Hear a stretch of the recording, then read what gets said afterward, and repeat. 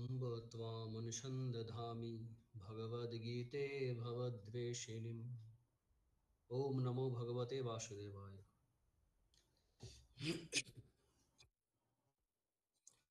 আমরা শেষ করেছিলাম 68 নম্বর শ্লোক, দ্বিতীয় অধ্যায় গীতার।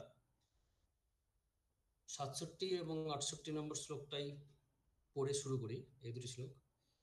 ইন্দ্রিয়াণাং হি চরতাং যন্মনোনুবিধীয়তে তদস্য হরতি প্রজ্ঞাং বায়ুর্নাবমিবাম্ভসি তস্মাদ্যস্য মহাবাহো নিগৃহীতানি সর্বশঃ ইন্দ্রিয়াণি ইন্দ্রিয়ার্থেভ্যস্তস্য প্রজ্ঞা প্রতিষ্ঠিতা।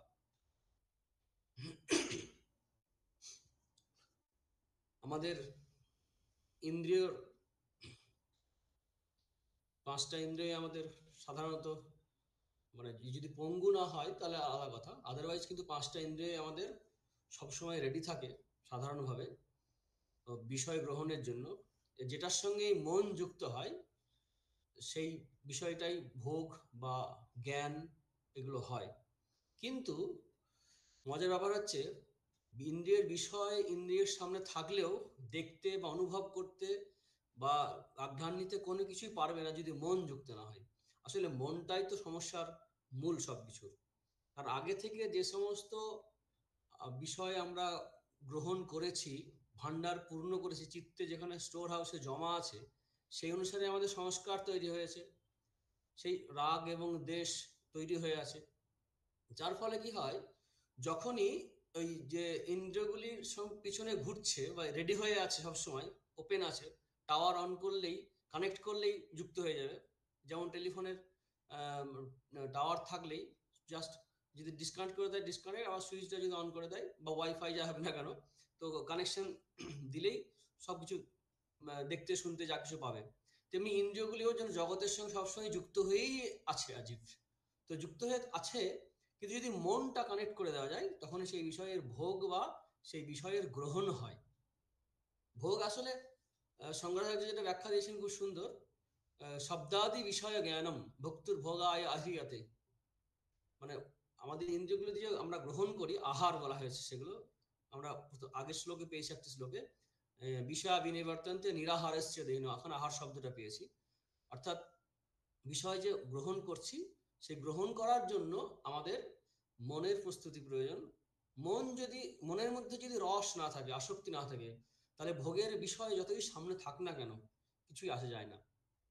কারণ দেখবো আমরা একই ব্যক্তি বা একই বিষয় দেখে একজনের মনে একরকম ভাব হয় আর একজনের মনে জাস্ট উল্টো ভাব হয়। জাস্ট উল্টো ভাব হয় একদম। কোন একটা মানুষকে দেখে শত্রু কেউ, কারো পিতা, তেমনি কেউ বোন, কারো স্ত্রী, দুজনের কিন্তু একই ব্যক্তি এক, কিন্তু ভাবনার জগৎ আলাদা হয়ে যাচ্ছে। অর্থাৎ ইন্দ্রিয়গুলি প্রধান নয়, কিন্তু ইন্দ্রিয় দ্বারা কি হয়, বর্তমানের সঙ্গে যোগ করে দেয়। যার ফলে অতীতের জমে থাকা সংস্কার, সে রাগ বা দ্বেষ, সেগুলো আমাদেরকে চালিয়ে নিয়ে বেড়ায়। তাই বলছেন যে এই যে বর্তমানের সঙ্গে যে যোগটা হচ্ছে, ইন্দ্রিয়ের সঙ্গে বর্তমানের যোগ থাকে সবসময়, মনটা যদি সেখানে কানেক্ট করে দেয় তখন আমাদের আস্তে আস্তে মনটা ওইদিকে চলে যায়।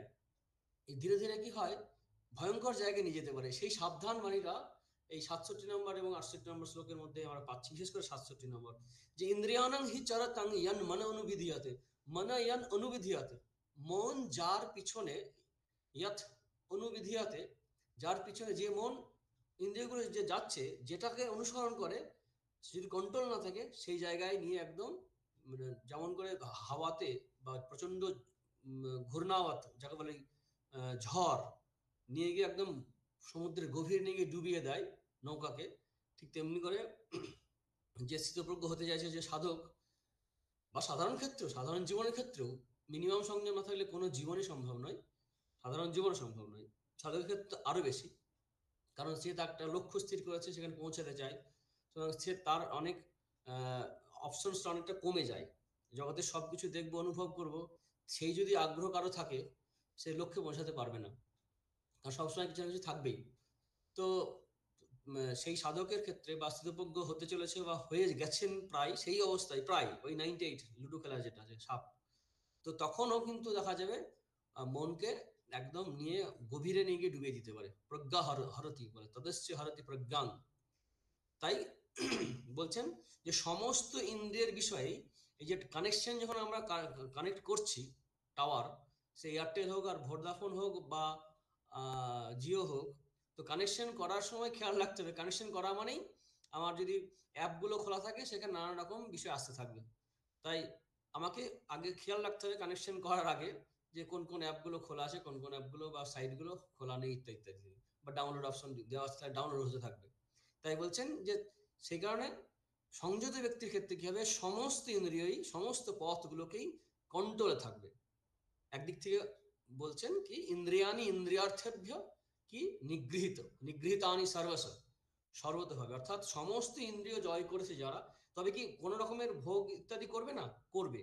আগের শ্লোকে আমরা পেয়েছি রাগ দ্বেষ বিযুক্তাইস্ত বিষয়ান ইন্দ্রিয়শ্চরণ, তারা যে ভোগ করবে সেই ভোগের মধ্যে কিন্তু রাগ, অ্যাটাচমেন্ট, দ্বেষ, অপছন্দ, রাগ দেশ লাইকস ডিসলাইকস এগুলো থাকবে না।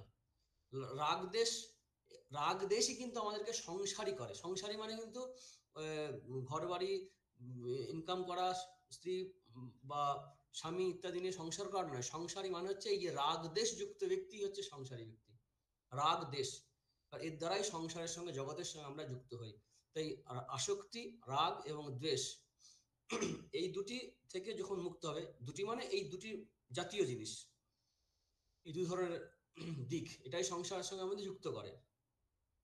একটা প্রশ্ন উঠেছিল যে এমনি আলাদাভাবে আলোচনা হচ্ছিল যে আহ, আসক্তি থেকে মোহ হয়, কিন্তু আবার গীতায় একটা জায়গায় পেলাম আমরা যে ক্রোধাৎ ভবতি সম্মোহ, ঠিকই আছে, ওটা আরো ডিপ, আরো আরেকটা সাইড বলা হয়েছে যে আসক্তি থেকে কামনা, যেমন কামনার বাধা পেলে বা অপূর্ণ থাকলে পরে ক্রোধ আসে বা বিরক্তিকর একটা মেজাজ তৈরি হয়, সে কারণে তার সেখান থেকে মোহ হয়, এটা তো ঠিকই।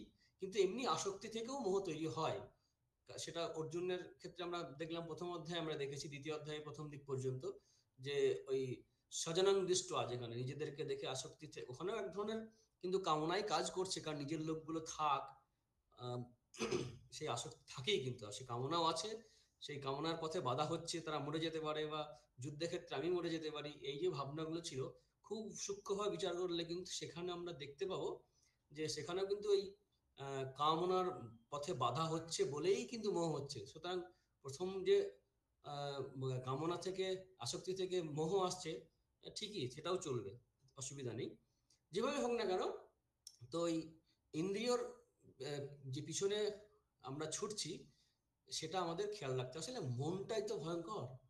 আমরা আমাদের আমরা ছোটবেলায় দেখতাম না যে ছোটবেলায় ভূতের ভয় থাকার জন্য কেউ একা ঘরে থাকতে পারতাম না, ঠিক তেমনি আমাদের অন্তরে এত আজে বাজে চিন্তাও থাকে, সবসময় ভালো চিন্তা থাকে না।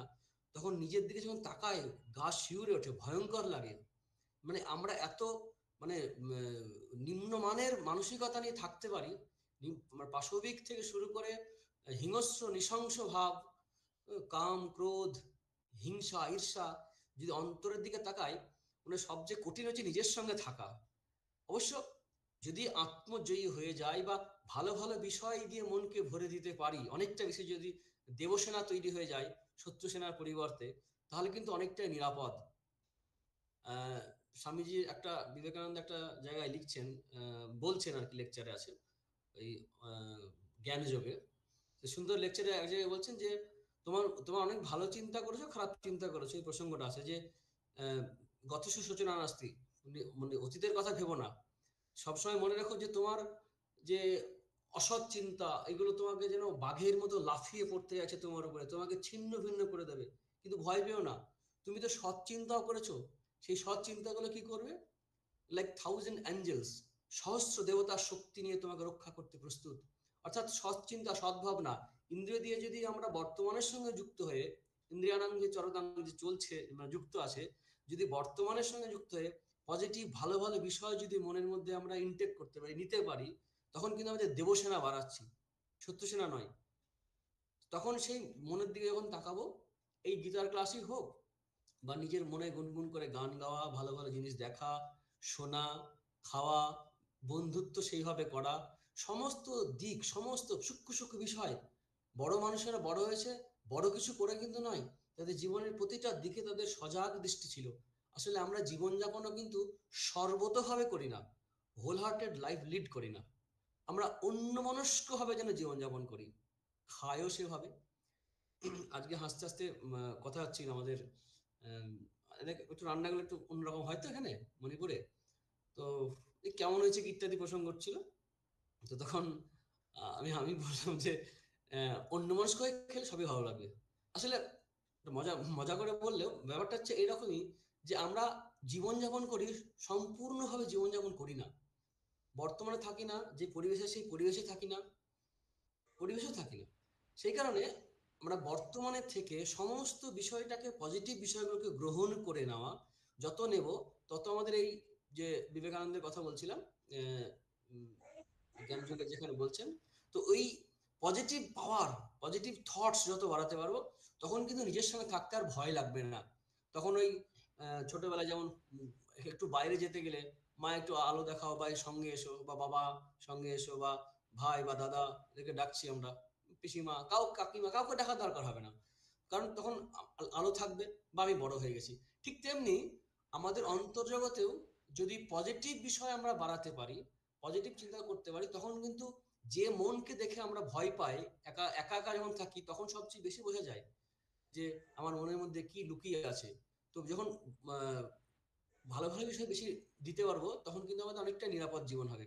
তার আগে পর্যন্ত কিন্তু আমাদের সৎসঙ্গ খুব প্রয়োজন, স্বাস্থ্যচর্চা বা বই পড়া, বা ভালো ভালো মানুষের সঙ্গে মেশা, কথা বলা, কাজ করা খুব প্রয়োজন এটা।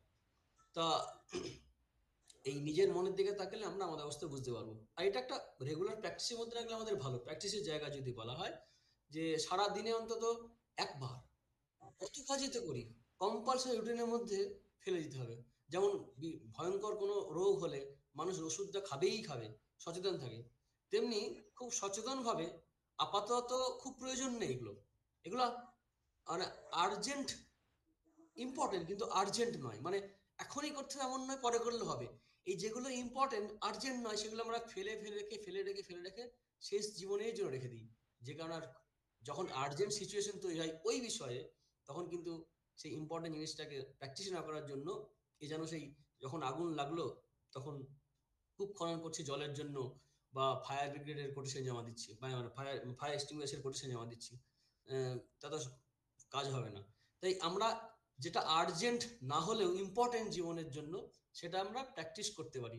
তো এই একটা বিষয় যদি খুব সচেতনভাবে আপন আপন সাধনা যা আছে আছে, পড়াশোনা যা আছে, ঘুমাবার আগেই হোক বা ঘুম থেকে ওঠার, বিশেষ করে সন্ধ্যেবেলায় বা ঘুমাবার আগে হোক, আমরা নিশ্চয়ই ঘুমোতে যাই, এক আধ দিন অত্যন্ত ক্লান্ত থাকি সে আলাদা কথা। সেই সময় যদি আমরা ভাবি সারাদিন কি করলাম, 4-5 মিনিট যথেষ্ট। তার মধ্যে নিজের মনটাকে দেখা, লোকে তো আমাকে সম্মান করবে অনেক কিছু ভালো কিছু বলে, কাজকর্মের জন্য হোক, বা গান গাওয়ার জন্য হোক, বক্তৃতা করার জন্য হোক, লেখার জন্য হোক, যে কোনো কিছুর জন্য হোক না কেন। আমার আমার এমনি যারা স্নেহ করে, শ্রদ্ধা করে, তারা এমনি ন্যাচারালি শ্রদ্ধা বা স্নেহ করবে, কিন্তু আমি আমাকে জানতে পারবো যদি আমার মনের দিকে তাকাই, মনের গভীরে যদি তাকাই। এটা খুব একটা প্রয়োজনীয় একটা অভ্যাস, একটা এসেনশিয়াল প্র্যাকটিস, খুব জরুরি। এটা করলে আমাদের অনেক প্রবলেম সলভ হয়ে যাবে জীবনের, অনেক ভুল কমে যাবে। অনেক সময় সংশোধন করা যাবে না, অর্জুন শরণাগত হলেন, শ্রীকৃষ্ণকে পেয়েছিলেন, যখন বুঝতে পারলেন, প্রথমে ভাবছিলেন আমি ঠিক বলছি, পরে যখন নিজের মনের দিকে তাকালেন, তখন বুঝতে পারছেন আস্তে আস্তে, যেটা হচ্ছে যে আমাদের এই আমরা বসলে একবার যদি স্থির হয়ে বসি, কিছু না, জাস্ট ওইটা একটু দেখে নেওয়া, তারপরে আমার কি করতে হবে, ইম্পর্টেন্ট জিনিসগুলো করা হচ্ছে না, পড়ে থাকছে, যেটা খুব আর্জেন্ট মনে হচ্ছে এখনই করা দরকার, সেগুলো সব করে যাচ্ছি, কিন্তু যেটা ইম্পর্টেন্ট জিনিস সেগুলো করা হয় না। যেমন করে আমাদের পরীক্ষার পড়া হয়ে ওঠে না, কোনো একটা সেরকম বিষয়, এগুলো ফেলে রাখে ওগুলো, তেমনি সাধারণ ভোজন বিষয়টাও তাই, বা বুড়ো বয়সের জন্য বা পরকালের জন্য চিন্তা, এগুলো আমরা ফেলে রাখি, পড়া হবে করে। তো এই জায়গাটা সময় দিতে হবে, কারণ মনটা যদি বিষয়ের সঙ্গে যুক্ত হয়ে যদি হয়ে যায়, সেই মন কিন্তু সবসময় নামিয়ে নিয়ে যাবে। তাই ইন্দ্রিয়ানাং হি চরতাং ইয়ান মনুর অনুবিধীয়তে, সেই মন, যে মন আমাকে ইন্দ্রিয়ের মাধ্যমে গিয়ে এদিক ওদিক গিয়ে ভুলভাল গলিপথে, ভুল পথে চলে যেতে পারে, সেই মনটাকে তৈরি করাটাই সবচেয়ে বেশি প্রয়োজন। কারণ মন কিভাবে নামে তাও আমরা দেখেছি, ধ্যায়ত বিষয়ান মুহে সঙ্গস্তেষু উপজায়তে, এগুলো পড়ার সময়। তাই সমস্ত ইন্দ্রিয়ের ক্ষেত্রে আমাদের সচেতন থাকতে হবে। আর ইন্দ্রিয়ের বিষয়ে ভোগ করছি মানেই কিন্তু আমরা বর্তমানের সঙ্গে যুক্ত হচ্ছি, তাই বর্তমানের বিষয়গুলোকেও ঠিক বিচার করে চলতে হবে। এর পরের শ্লোক যেটা আছে, ইয়া নিশা সর্বভূতানাং তস্যাং জাগর यानिशा सर्वभूतानां तस्यां जागर्ति संयमी यस्यां जागृति भूतानि सा निशा पश्यतो मुनेः। এটা একটা সাধারণ ক্ষেত্রে মনে হবে যেন যোগীরা এটা করেন যে রাত্রিবেলা জেগে থাকতে পারে, দেখতে পায়, আর দিনের বেলায় আহ, উম, দেখে না, এরকম তা কিন্তু না। এটার মানেটা এরকম যে যে আধ্যাত্মিক বিষয়ে, আত্ম বিষয়ে বা আহ, ঈশ্বর বিষয়ে, ভগবত তত্ত্ব বিষয়ে, ব্রহ্মতত্ত্ব বিষয়ে জেগে থাকে, কিন্তু জগতের বিষয়ে, ভোগের বিষয়ে জেগে থাকে না বা এগুলোকে গ্রহণ করে না, এই অর্থে এই শ্লোকটি আছে। ইয়ানিশা সার্বভূতানাং মানে আত্মতত্ত্ব, ঈশ্বর তত্ত্ব, ভগবত তত্ত্ব, এই বিষয়টা সাধারণ ক্ষেত্রে, সাধারণ মানুষের ক্ষেত্রে, অনেকের ক্ষেত্রেই তারা কিন্তু ঘুমিয়ে থাকে, অর্থাৎ আত্মতত্ত্ব, ঈশ্বর চিন্তা, আত্মচিন্তা এগুলো করে না। তাদের জন্য কিন্তু এটা নিশা স্বরূপ। আর জেগে আছে কোথায় তারা? ইয়েসাং জাগ্রতি ভূতানি, পরের শ্লোকের প্রথম অংশ, ওই পরের লাইনের প্রথম অংশ, সেটা হচ্ছে জেগে থাকে কোথায়? না, এই বিষয় ভোগ, এই জগৎ সংসার নিয়ে জেগে থাকে। এটা ঠিক উল্টোটা।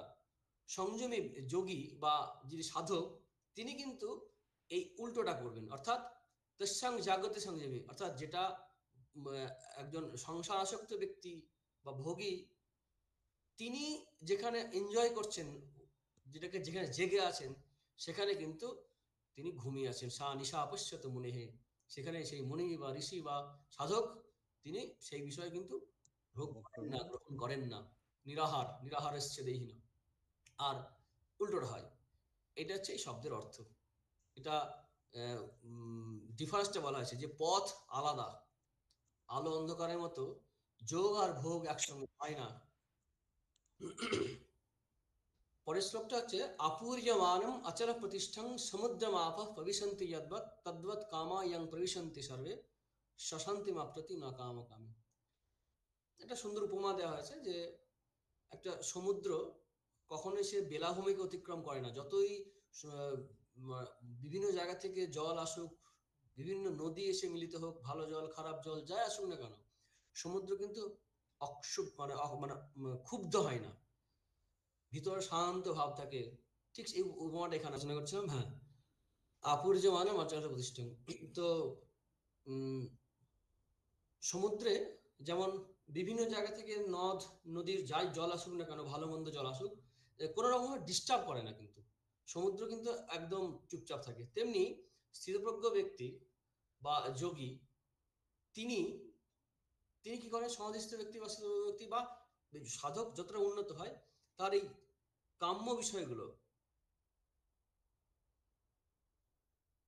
যখন আসে, একদম ডিস্টার্ব হয় না। ভোগের বিষয় সামনে আসলো, প্রয়োজন যদি থাকে, সিস্টেম অনুসারে সে হয়তো গ্রহণ করলো, কিন্তু সে রাগ আর দেশ বশত কিন্তু কোনো বিষয় গ্রহণ বা ভোগ করে না। রাগ দেশ থাকে না তার মধ্যে, সেটা আমরা আগে আলোচনা করেছি।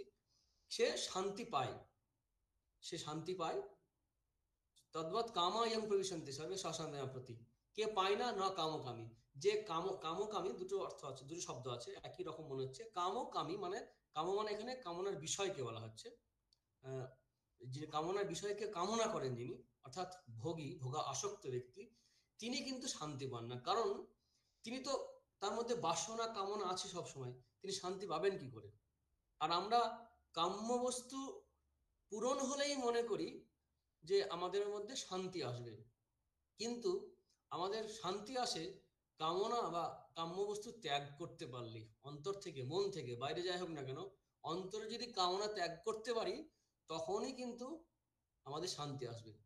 আর বাইরে ত্যাগ তো সম্পূর্ণ মনেরই ব্যাপার, বাইরে তো সবই থাকবে।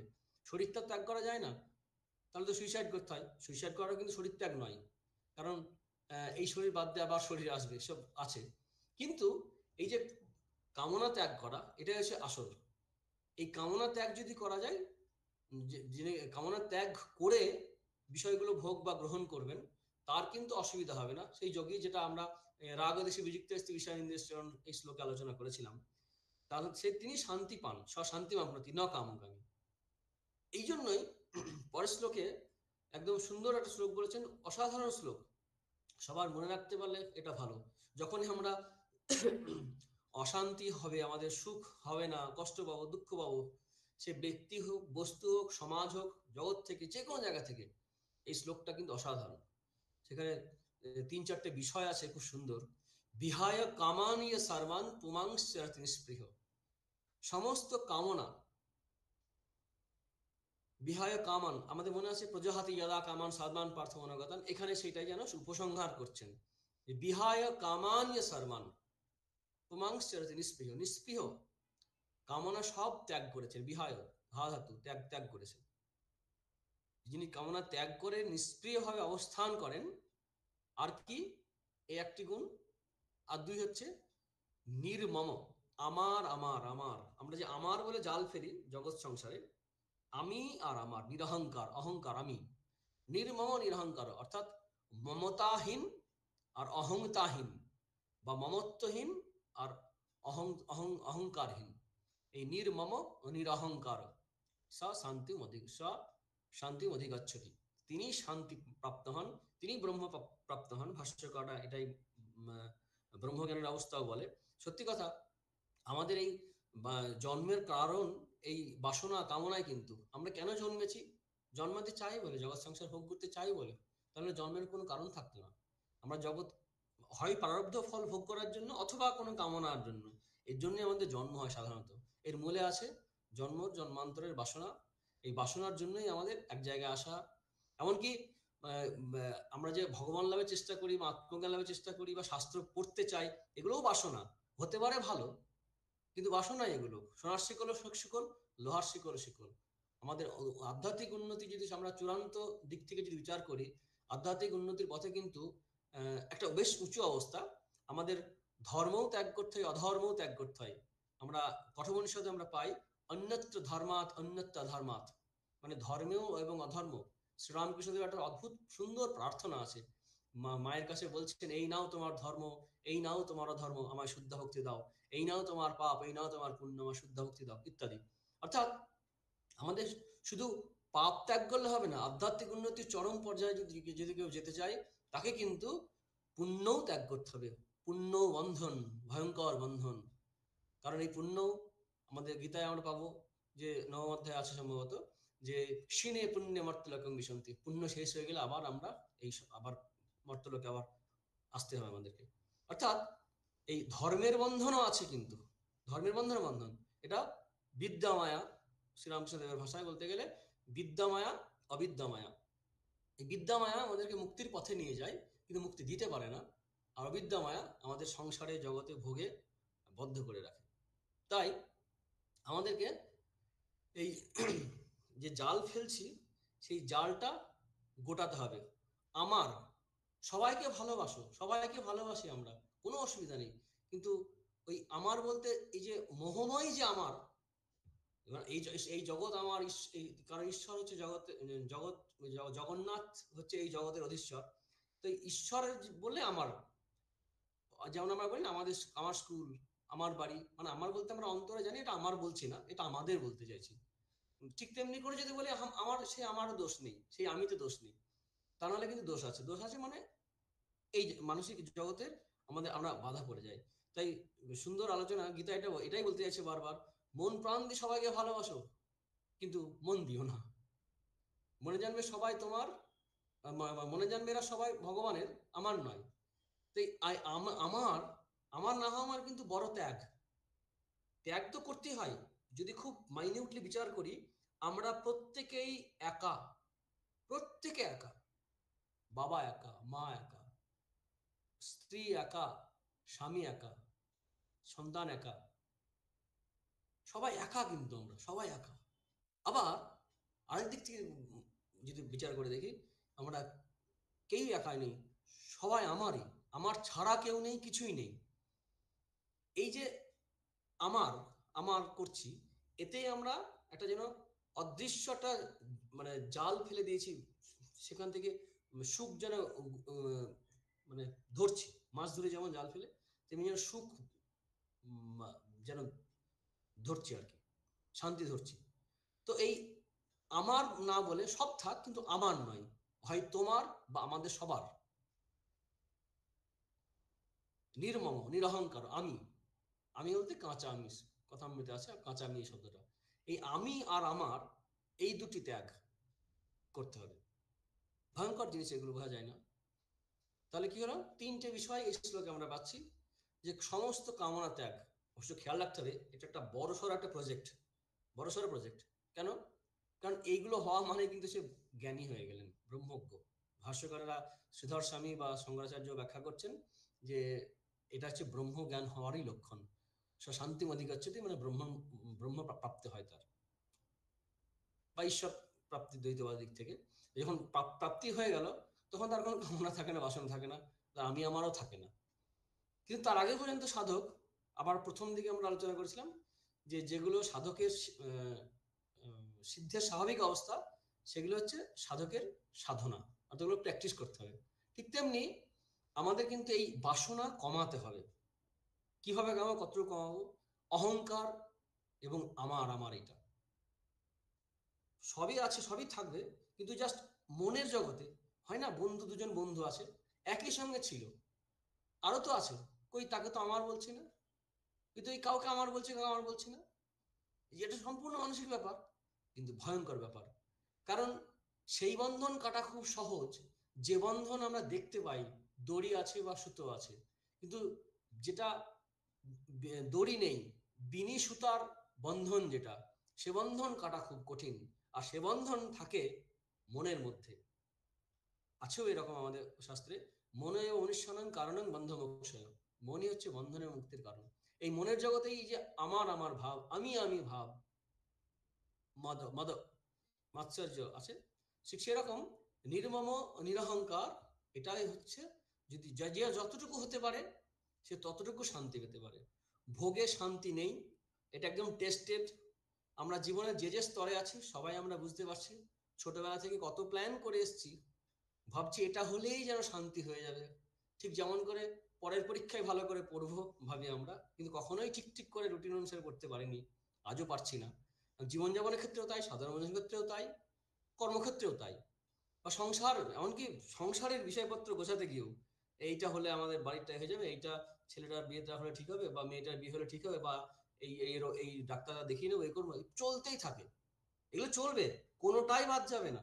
কিন্তু অন্তরের জগতে ধীরে ধীরে দিনে দিনে, যেটা মজা করে বলে থাকি, যে আমরা ওই আলুর জমিতে কুমড়োর বীজ লাগিয়ে দেব, আলু যখন আর পাবো না, মানে উঠে যাবে আর কি জমি থেকে, তখন কিন্তু কুমড়ো হতে থাকবে। উদাহরণটুকু এইটুকুই নিতে হবে। ঠিক তেমনি আমাদের অন্তরের জীবনে কিন্তু এরকম আস্তে আস্তে ধীরে ধীরে ধীরে ধীরে একটা ঈশ্বর নির্ভরতা, বা যদি জ্ঞান মার্গের দিক দিয়ে আমরা ভাবতে পারি যে আমার কেউ নয়, কিছু নয়, আমি সচ্চিদানন্দ স্বরূপ ইত্যাদি ইত্যাদি, যেটা আত্মস্বরূপ, যেটা আমরা এই 11 নম্বর শ্লোক থেকে 25 নম্বর শ্লোক দ্বিতীয় অধ্যায়ে পেয়েছি। আর না হলে মতপর ভব, যেটা এখানেও আছে, আমরা মতপর, শ্রীকৃষ্ণ বলছেন, গীতাতেই আছে।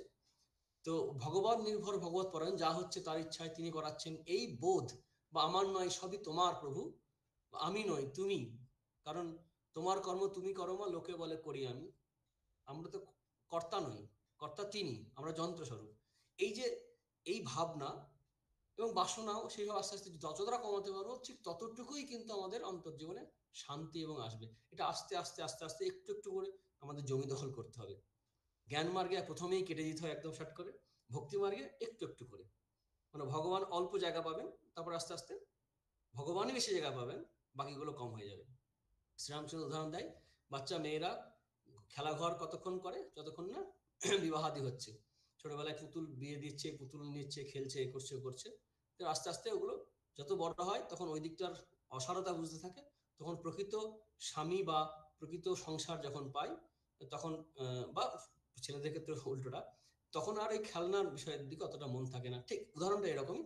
ঠিক তেমনি আমাদেরও আস্তে আস্তে এই জগতের খেলা, এই জগতের সংসার, জগৎ সংসার আমাদের আস্তে আস্তে আলুনি লাগবে, একটা কেমন কেমন লাগবে আস্তে আস্তে, আর ইচ্ছাই হবে না সেই ভক্তি মার্গে, জোর করে ত্যাগ করতে হবে না, অটোমেটিক কোথায় যেন হারিয়ে যাবে। আর সেই হারিয়ে যাওয়ার মধ্যে হারানোর বেদনা থাকবে না, কিন্তু কোনো কিছু পাওয়ার আনন্দে ভিতরটা ভরিয়ে দেবে, যে যে ত্যাগটা শুষ্ক নয়। এটাই ঠিক ঠিক করে ঈশাবাস্যম ইদং সর্বম যৎকিঞ্চ জগত্তাং জগৎ তেন ত্যক্তেন ভঞ্জিতাম আগ্রহস্য সিদ্ধনম, তখনই আমরা বুঝতে পারবো। কারণ প্রথমে আমাদের কাছে শুধু জগৎটা থাকে, তারপরে ঈশ্বর আসে, তারপরে ঈশ্বর থাকে, জগতে থাকে, তারপরে শুধু জগৎ, মানে ঈশ্বরই থাকে, জগৎ থাকেই না। তখন সর্ববিদম, তখন সেই ব্রহ্মময়, ঈশ্বরময়, ভগবতময়, যখন যেখানে চোখ পড়ে সেখানে যাহা যা নিত্য পড়ে তাহা তাহা কৃষ্ণ স্ফুরে, সব জায়গায় সেই সর্বতে তাকেই দেখা হয়, সে অবস্থা হয়। কিন্তু তার আগে পর্যন্ত আমাদের এই কামনা ত্যাগ, অহংকার, এই মমত্ব, এগুলো ত্যাগ করার কথা হবে। এই অবস্থাকেই যখন চূড়ান্ত অবস্থায় আসবে যখন এটা, তখনই আমাদের পরের শ্লোকে, শেষ শ্লোক এটা 72 নম্বর যে যে শ্লোকটা আছে, 71 নম্বর বললাম খুব ইম্পর্টেন্ট শ্লোক, মুখস্থ রাখতে পারলে ভালো আমাদের। 72 নম্বর শ্লোক, এটাই শেষ দ্বিতীয় অধ্যায়ের শ্লোক। এই অবস্থায় কি বলছে? ব্রাহ্মী স্থিতি, অর্থাৎ শঙ্করাচার্য বলছেন যে ব্রহ্ম মানে ভাবেয়ং, মানে এখানে ব্রহ্মস্বরূপ যেন হয়ে যাচ্ছে এই স্থিতিটা, ব্রাহ্মী স্থিতি, সেখানে ব্রাহ্মী বলা আছে স্ত্রীলিঙ্গ। এসা ব্রাহ্মী স্থিতি, এই স্থিতিটা কিরকম না, এটা হচ্ছে যে ব্রহ্ম জ্ঞানের স্থিতি হচ্ছে। আর এটা পেয়ে কিন্তু আর মোহগ্রস্ত হবে না। জগৎ সংসারের যে যে একটা টেম্পটেশন আছে, প্রলোভন আছে, সেই প্রলোভনে কিন্তু প্রলোভিত হবে না। এসা ব্রাহ্মী স্থিতি পার্থ না এনং প্রাপ্য বিমুহ্যতি স্থিত্যা সামন্ত কালে অপি ব্রহ্ম নির্বাণ ইচ্ছতি। এসব ব্রাহ্মী স্থিতি, এই অবস্থাকেই বলা হচ্ছে। অর্থাৎ 71 নম্বর শ্লোকটাকে যদি আমরা ধরি এবং প্রথম প্রজহাতি যদা কামান শ্লোকটা ধরি, এই বেছে বেছে এই শ্লোকগুলো এবং মাঝে সাধনাগুলো সবটা ধরলে আমরা শেষেই পাচ্ছি কি, ফাইনাল যে উপসংহার, উপক্রম থেকে উপসংহার যদি দেখি, তাহলে দেখতে পাবো কি, যে সমস্ত বাসনা জগৎ সংসার থেকে ত্যাগ যখন করেছি, জগৎ সম্বন্ধে, জগৎ ত্যাগ করলেই একমাত্র জগন্নাথ আছেন। কিন্তু জগন্নাথের মাধ্যমে যদি আবার জগৎকে দেখি, তখন আর জগতের ভয় থাকবে না। কিন্তু তা না হলে কিন্তু এই জগৎকে মনে মনে আমাদের ত্যাগ করে জগন্নাথকেই অবলম্বন করতে হবে। আর জ্ঞান যখন লাভ হবে, সত্যিকার ঠিক ঠিক উপলব্ধি যখন হবে, তখন সেটাই হচ্ছে ব্রাহ্মী স্থিতি। এবং এরপরে যে মোহের ভয় না বিমুহ্যতি হবে না। আবার এটা কি ছোটবেলা থেকেই ত্যাগ, বৈরাগ্য, ব্রহ্মচর্য আদি পালন করে প্র্যাকটিস করে যেতে হবে? করতে পারলে তো খুব ভালো। তাহলে পরে কি করা যাবে না? নিশ্চয়ই করা যাবে। যখনই এই অবস্থা হবে, এই অবস্থা শেষেও পেতে পারে কেউ, মাঝে পেতে পারে, যে কোনো বয়সে যে কোনো সময় হতে পারে। সাধনার শুরু নেই, যে কোনো বয়সে শুরু করা যেতে পারে, কিন্তু একবার শুরু করে দিলে সেই উদ্যমটা ধরে রাখতে হয়। তাই বলছেন এমন নয় যে কেউ সংসারে আছে, ভোগে আছে, হয়তো কেউ বহুদিন ধরে অঙ্গুলিমাল ছিল, অথবা রত্নাকর ছিল, তার বাল্মীকি হওয়ার চান্স নেই এমন নয়, অবশ্যই চান্স আছে। যে কোনো বয়সে যে কোনো সময় কিন্তু এই জ্ঞান লাভ করলেই তার কিন্তু ফ্রেশ হয়ে যাবে। আসলে আমাদের স্বরূপে তো ভোগ নেই, সেই যে গল্পটা আছে, গল্পটা পরে বলছি। তাই বলছে স্থিত্বা স্বম অন্তকালে অপি, অর্থাৎ জীবনের শেষেও যদি এই অবস্থা কেউ লাভ করে, সেও সেও কিন্তু ব্রহ্ম নির্বাণম ইচ্ছতি, সেও কিন্তু ব্রহ্মরূপ যে ব্রহ্ম নির্বাণ তিনি লাভ করবেন। যিনি এই অবস্থায় যে কোনো অবস্থায় লাভ করবেন থাকুন না কেন, তিনিও কিন্তু এই ব্রহ্মজ্ঞান বা আত্মজ্ঞান, দ্বৈতবাদীর থেকে ঈশ্বর তত্ত্ব, ঈশ্বর লাভ তার কিন্তু সম্ভব, অর্থাৎ যে কোনো সময় হতে পারে। অদ্বৈতবাদের দিক থেকে বলতে গেলে আমাদের কোনো দিনই কিন্তু আমাদের জগৎ সংসার ভোগ হয়নি। একটা গল্প আমরা ভূমিকাতে বলেছিলাম, আর একটি উপমা দিয়ে দেওয়া আছে খুব সুন্দর, যেটা স্বামীজি বিবেকানন্দ খুব সুন্দর ব্যাখ্যা করেছেন। সেটা হচ্ছে দোয়া সুপর্ণা সরিয়া সখায়া, দুটি পাখির গল্প আমরা এই ক্লাসে আলোচনা করেছিলাম। যে নিচের পাখিটা, এই গল্পটা আর বলছি না, মানে ওটা গল্প নয়, উপনিষদে আছে, যে নিচের পাখিটা যখন আস্তে আস্তে উপরে উঠে গেল, উপরে উঠে গিয়ে একটা সময় ভোগের সংস্কার অবস্থা নিচে আসছে, আবার উঠছে উঠছে নামছে করতে করতে সে যখন উঠে গেল একদম উপরে, তখন কি দেখলো যে না, আর নিচের দিকে টানই নেই। একসময় দেখলো উপরের পাখি নিচের পাখি এক হয়ে গেল। তখন কি দেখলো, আরে আমি তো নিচের পাখি কখনো ছিলামই না, আমি তো উপরের পাখি ছিলাম। এটা জাস্ট একটা মায়া বা স্বপ্ন। ঘুম থেকে উঠলে যেমন হয় তেমনি, তেমনি আত্মজ্ঞান যখন লাভ হবে, তখন আমরা নিজেদেরকে যেমন শিক্ষক, শিক্ষিকা, ডাক্তার, ইঞ্জিনিয়ার, দুঃখে আছি, সুখে আছি, স্ত্রী, পুরুষ, আহ, যে সমাজে যে পরিচয়, এই সবগুলোই তখন সেই ঘুম থেকে জেগে ওঠার মতো। তখন দেখবো এগুলো আমার কোনোদিনই আমি ছিলাম না, যেটা এখন আছি মনে হচ্ছে। এই মানে গৃহী, সন্ন্যাসী, এই এক একটা বন্ধনে বেঁধে রাখে, গেরুয়াতে বেঁধে রাখে, কিন্তু খেয়াল রাখতে হবে, এরা অহংকার তৈরি করার সময় সচেতন না থাকলে পরে এই বাহ্য যে আমাদের পরিচয়গুলো আছে, সেই সবগুলো একাকার হয়ে যাবে।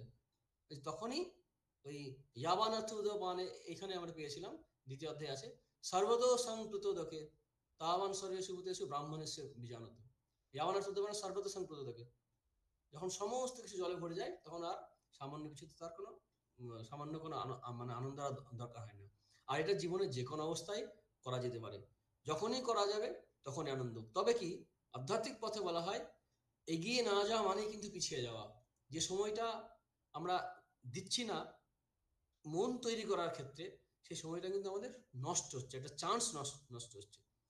একটা সুন্দর কথা আছে, বিবেকানন্দ বলেছেন এটা, যে this life is a great chance, do not go for glass beads, living the mine of diamonds. এই জীবনটা একটা মস্ত বড় সুযোগ, এটা যেন আমরা হীরের খনি ত্যাগ করে যেন কাঁচ খণ্ডের অন্বেষণে না যাই। আমরা কিন্তু তাই যাই, একে বাসনা, তারপর অনেকে জানেও না। শ্রবণায়াপি বহুভীর জনলভ্য, কঠোপনিষদে আছে। অনেকে শুনতেও পায় না। তো যখন আমরা শুনছি বা জানছি, তখন আমাদের মধ্যে যেন এই প্রেরণা বা এই ইচ্ছা যেন জাগে যে যতটা সময় পাওয়া যায় এই ভালো বিষয়গুলো চর্চা করবো, আনন্দ করবো, ওই নিয়েই থাকবো। তবে ওই ওই শ্লোকে যে আমার আলোচনা হয় যতদপি গন্তে পুরুষস্য বিপশ্চিত ইন্দ্রিয়াণি প্রমাতিনি হরন্তি প্রসঙ্গ, মনে ওখানে বলেছিলাম যে তিনটে বিষয় খেয়াল রাখতে হবে আমাদের। কি না, চেষ্টা সবসময় করতে হবে, প্রবল চেষ্টা চাই। দুই হচ্ছে সাবধান থাকতে হবে। তিন হচ্ছে গিল্ট ফিলিং চলবে না, কখনোই গিল্ট ফিলিং করা দরকার নেই। কারণ এই পথটাই এমন না, বারবার পড়ে যেতে হবে, বারবার হোঁচট খেতে হবে, ভোগের দিকে মন টানবে, বারবার উঠতে হবে। যেহেতু বারবার পড়ে যাওয়ার গল্পটা আছে, কাহিনীটা আছে, সংগ্রামটা আছে, সেহেতু এই ছোটখাটো পড়ে যাওয়া, এই পড়ে যাওয়াগুলোকে আমরা খুব বড় করে নিয়ে যেন ফ্রাস্ট্রেশন বা ডিপ্রেশনে না চলে যায়, বা খুব গালে হাত দিয়ে ভাবতে না বসি ইস কি হলো কি হলো। খেলতে গিয়ে পড়ে গিয়ে যদি কেউ ভাবে যে না এই গোলটা মিস করলাম, এটা যদি গোলকিপার ভেবে বসে তাহলে তো একের পর এক আরো গোল গেছে থাকবে। না, যখনই বুঝতে পারলাম ভুলটা, সংশোধন পরে, আর অ্যালার্ট থাকা, সচেতন থাকা। তেমনি আমরা যখনই মনটা আমরা কিন্তু খারাপ ভাবনা খারাপ চিন্তা আমাদের অন্তরে আছে, কি করা যাবে, আছে। কিন্তু যখনই আমাদের মন চাইছে ভালো বিষয় করার জন্য, ভালো বিষয় করছি, ভালো বিষয় দেখছি, শুনছি, খাচ্ছি, তখন সেগুলো করতে হবে। আর খারাপ বিষয় যদি হয়ে যায়, নিশ্চয় করতে চাইবো না, মনে লালন করবো না, কিন্তু হয়ে গেল বলে তার জন্য ফ্রাস্ট্রেশন করা দরকার নেই। মানে অনুতাপ নয়, নিবৃত্তি, অনুতাপ নয়। Do not repent, what is done is done. এটাও স্বামীজির কথা, যে যা হয়ে গেছে সেটা রিপেন্ট করা দরকার নেই, যা হয়ে গেছে হয়ে গেছে। Do not repeat it, do not repent, do not repeat, don't repent, don't repeat. অনুতাপ করা দরকার নেই, সেটাকে আর যাতে না হয় খেয়াল রাখতে হবে। তবে আবার যদি হয় আবারও চেষ্টা করতে হবে, হাজারবার অর্থ আবার চেষ্টা করে দেখো। জীবনের যে কোনো মুহূর্তে আমরা কিন্তু সেই অবস্থায় পৌঁছাতে পারি, মানে ধনী দরিদ্র গৃহী সন্ন্যাসী নির্বিশেষে, যে কেউ। তাই সেই কারণেই এই যে লাস্ট শ্লোকের একদম লাস্ট লাইনে বলছেন কি, স্থিত্য আসামন্তে কালাপি ব্রহ্ম নির্বাণে উচ্চতি। সীতা অন্তকালে কেন বললো, বলতেই তো পারতেন যে অন্য সময় প্রথম থেকেই করতে হবে, না, যে কোনো সময় হতে পারে, কারণ স্বরূপ তো আমরা তাই। স্থিত্য আসামন্তে কালাপি ব্রহ্ম নির্বাণে উচ্চতি, এই অসাধারণ আহ, মানে হোপ, মানে আশা জাগিয়ে রেখে দ্বিতীয় অধ্যায় শেষ করছেন। এরপরে অর্জুন প্রশ্ন করবেন। এই দ্বিতীয় অধ্যায় খুব গুরুত্বপূর্ণ অধ্যায়, কারণ এখানে আমরা দেখলাম সাধকের বেশ কিছু কোয়ালিটি পেলাম। আমরা প্রথম দিকে দেখলাম অর্জুনের মধ্যে যেটা হলো শ্রদ্ধা, গুরুরূপে বরণ করলেন, সেটা পেলাম আমরা।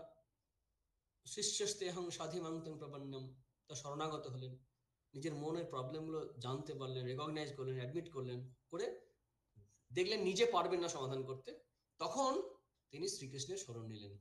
যে তুমি আর সখা নও, বলবেন একাদশ অধ্যায়ে গিয়ে, যখন বিশ্বরূপ দর্শন করাবেন, নিজেকে দেখাবেন, যখন রূপ আসে এই জগতের রূপটা, নিজের রূপ বিশ্বরূপ যখন দেখাবেন, তখন তো বলবেনই, কিন্তু তার আগেই শরণাগত হলেন। সবসময় গুরুকে চিনে শরণাগত হব সম্ভব নয়, বিশ্বাস তো করতেই হয়। তো অর্জুন, সেখানে আমরা শ্রদ্ধার পরিচয় পাচ্ছি, এখানে শ্রদ্ধা বিশ্বাস পাচ্ছি সেখানে। তারপরে আমরা পাচ্ছি তিতিক্ষা, মাত্রা স্পর্শাস্তুকন্তীয় শীতোষ্ণ সুখ দুঃখদা আগমা পাইনতে তান্ত্রিক ভারত। তিতিক্ষা, যে সমদামাদি ষট সম্পত্তি বলে, তিতিক্ষা এখানে পেয়ে যাচ্ছি। তিতিক্ষা সংস্কৃতে যেটা বলা হয়, সহ্য করা সমস্ত আনঅ্যাভয়েডেবল যে সিচুয়েশনগুলো আছে, চয়েসলেস সিচুয়েশন যেগুলো, সেগুলো আমাদের মেনে নিতে হয়, সহ্য করতে হয়, ধৈর্য ধরতে হয়। জীবনের অপ্রিয় ক্ষণগুলো যদি বাদ দিতে শুরু করি, জীবনটাই তো থাকবে না। কারণ অপ্রিয় ক্ষণ তো আমাদের জীবনে অনেক আসবে, অনেক বার আসবে, অনেক মানুষ আসবে, অনেক পরিস্থিতি আসবে, অনেক বিষয় আসবে, যেগুলো আমাদের মন মতো হবে না, প্রিয় হবেই না, কোনোভাবেই হবে না, কোনোদিন হয়নি, কারো হয় না। সে আত্মজ্ঞান হয়ে গেলে বা ব্রহ্মজ্ঞান হয়ে গেলে সবের মধ্যে দেখবে সেটা তার দিক থেকে হবে, ওর দিক থেকে নয়, সেটা তার দিক থেকে। তো এই যে তিতিক্ষা একটা পাওয়া গেল, তারপরে কি আমরা এই অধ্যায় শেষের দিকে পেলাম আমরা এই ইন্দ্রিয় সংযমের কথা, মনঃসংযমের কথা, অর্থাৎ সম এবং দম। আর সমাধিস্থ তো বলাই হচ্ছে যে সমস্ত মন সংযত করে মতপর হবে, ভগবত পর হতে বা আত্মপর হতে হবে। এর দ্বারা সমাধিস্থ, শ্রদ্ধা, বিশ্বাস যেটা বলা হয়েছে, সম দম তিতিক্ষা উপরতি, মানে মনটাকে তুলে নেওয়া, এগুলো সব আমরা এই যে সাধকের যে কোয়ালিটি সেগুলো এই অধ্যায়ে পেয়ে যাচ্ছি। এই অধ্যায়ে জীবনের হাইয়েস্ট টার্গেট কি পাওয়া যাচ্ছে, আত্মতত্ত্ব। সেটা আমরা অর্জুনকে প্রথমেই শোক নিবারণের জন্য 3টে যুক্তি যুদ্ধ করার যে দিয়েছিলেন, যে শোক করছো গতাসুন আনুশোচন্তি পণ্ডিতা, সেই আলোচনাটাও আমরা দ্বিতীয় অধ্যায়ে পাচ্ছি। অর্থাৎ জীবন দর্শন পুরোপুরি পিকচারটা, জীবনে কি হয়, কি অবস্থায় ভোগাসক্ত ব্যক্তি কেমন ভাবে চলেন, তারও একটা এখানে পেয়ে গেছি আমরা।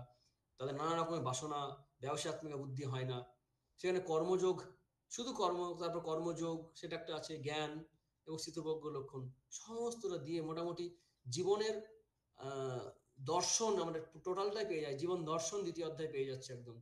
প্রথম অধ্যায় থেকে দ্বিতীয় অধ্যায় তাকাই, তাতে আমরা দেখবো জীবনের আমরা কি খারাপ অবস্থায় আছি, কি কি হেল্পলেস সিচুয়েশন, আমাদের কি আসক্তি মোহ আছে, অর্জুনের মতো আমাদের কিরকম বিষাদ আসে। এবং দ্বিতীয় অধ্যায়ে আমরা প্রসাদে সর্বদুঃখানা শিব জায়াতে, সেই প্রসাদের সন্ধান দিয়ে দিলেন।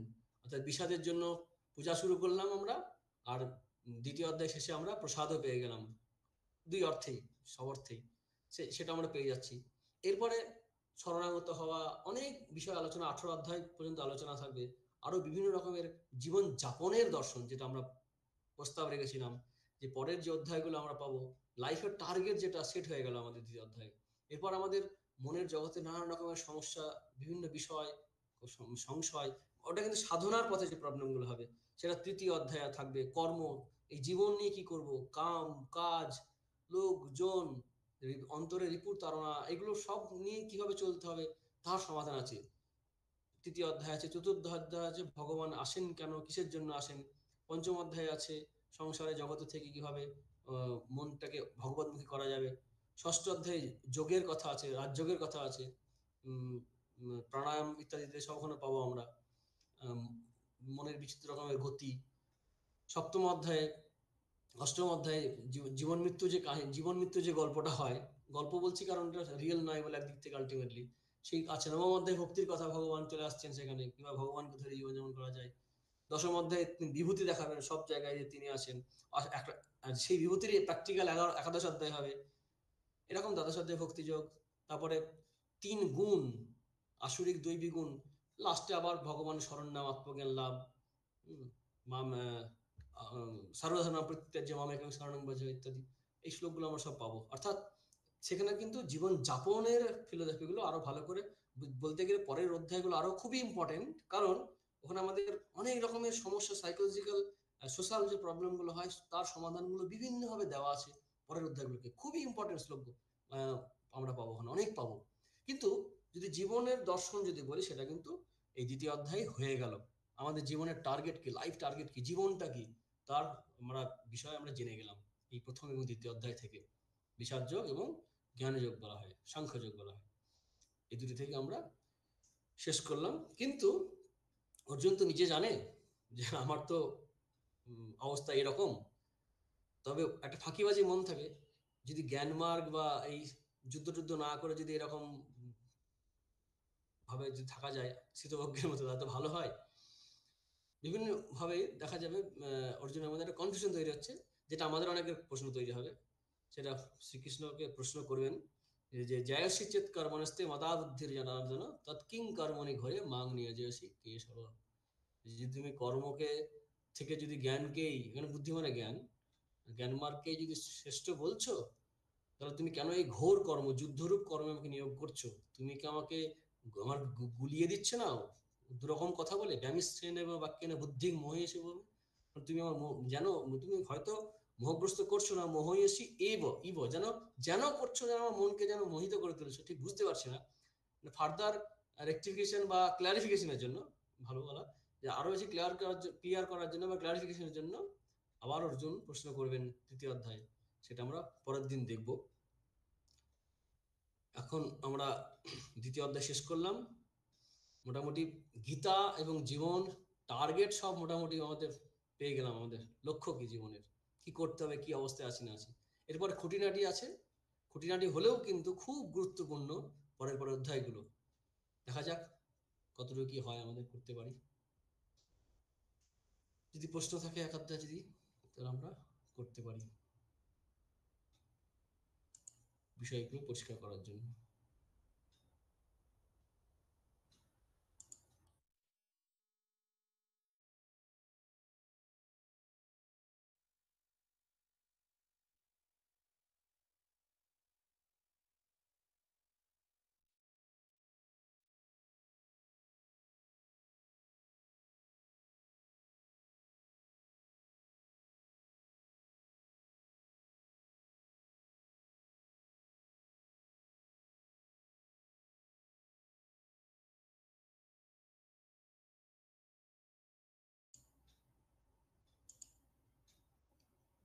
তাহলে আমরা ক্লাস শেষ করছি। প্রণাম মহারাজ, মনে হচ্ছে কারো প্রশ্ন নেই, হ্যাঁ। সবাই চুপ করে আছেন, হ্যাঁ। কাজেই ক্লাসটা শেষ করে দিতে হবে। হুম। আপনাকে অনুরোধ করছি মহারাজ, প্রণাম।